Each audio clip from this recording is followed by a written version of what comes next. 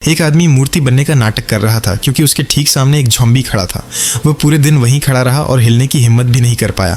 उसके पैरों में धीरे धीरे जान खत्म हो रही थी। तभी जब उसे लगने लगा कि अब कोई उम्मीद नहीं बची, उसने देखा कि एक दूसरा आदमी अपनी जान बचाने के लिए भाग रहा था और कई ज़ॉम्बी उसका पीछा कर रहे थे। जैसे ही ज़ॉम्बियों का ध्यान भटका, उसने जल्दी से अपने हाथ पैर थोड़े फैलाए और राहत की सांस ली। तभी अचानक एक ज़ॉम्बी ने उसकी तरफ सॉसेज का एक बड़ा टुकड़ा फेंक दिया। उसकी बदबू इतनी भयानक थी कि उसे उल्टी आने लगी, लेकिन उसने किसी तरह खुद को संभाला, उल्टी रोक ली और बिल्कुल स्थिर खड़ा रहा। फिर उसकी नज़र पास खड़े एक और आदमी पर पड़ी जो वह भी मूर्ति बनने का नाटक कर रहा था। वह धीरे धीरे आगे बढ़ रहा था।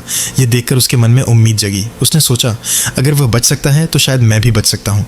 लेकिन तभी एक इंसानी सिर उस आदमी की ट्रॉली में आ गिरा। डरावनी बात यह थी कि वह सिर अभी भी जिंदा था। यह दृश्य देखकर वह खुद पर काबू नहीं रख पाया और तुरंत उल्टी कर बैठा।